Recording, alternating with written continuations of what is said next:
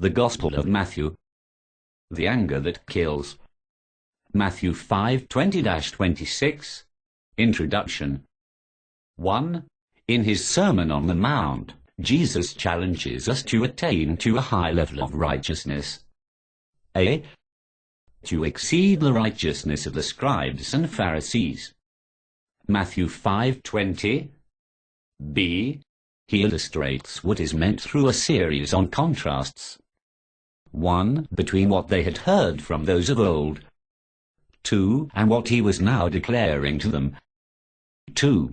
The first contrast, Matthew 5:21-26, pertains to properly understanding and applying. A. The sixth commandment. B. You shall not murder. Exodus 20:13. For I tell you that unless your righteousness exceeds that of the scribes and Pharisees, there is no way you will enter into the kingdom of heaven. You have heard that it was said to the ancient ones, You shall not murder, and whoever shall murder shall be in danger of the judgment.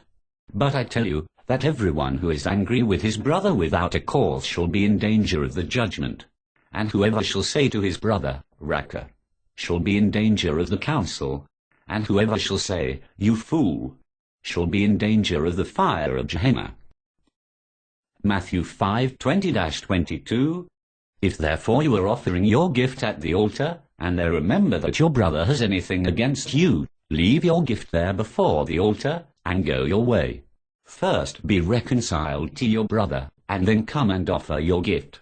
Agree with your adversary quickly, while you are with him in the way, lest perhaps the prosecutor deliver you to the judge, and the judge deliver you to the officer, and you be cast into prison.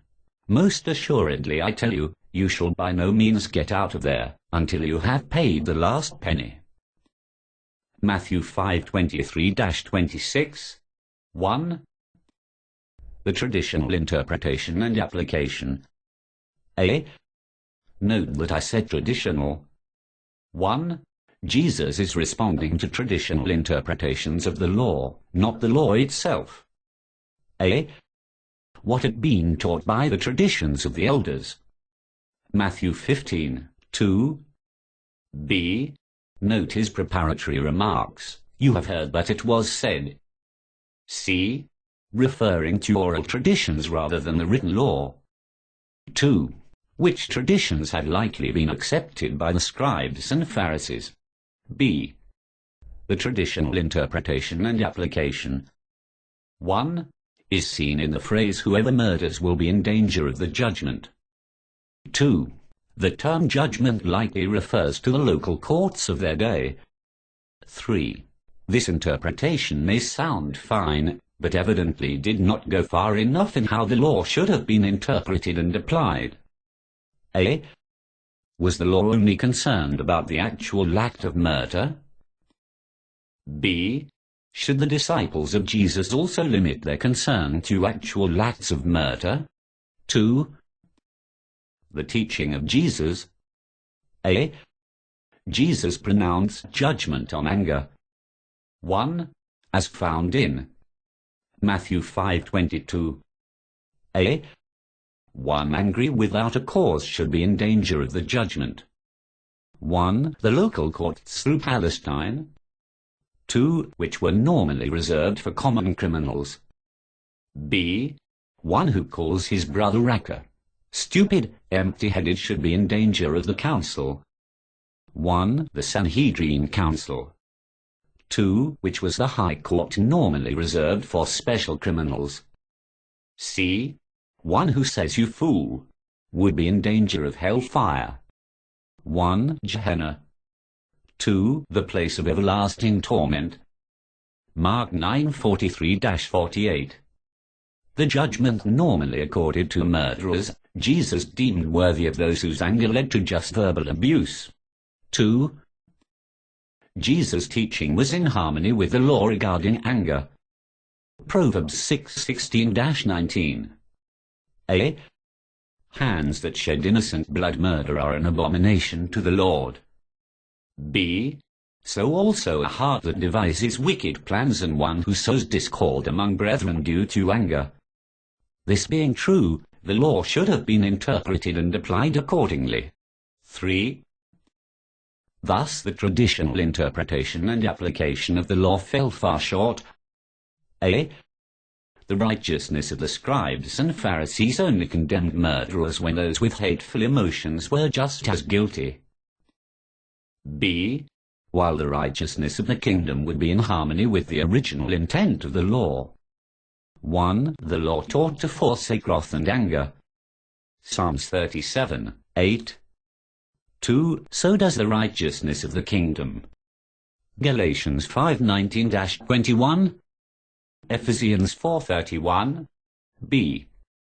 Jesus illustrated the seriousness of anger. 1.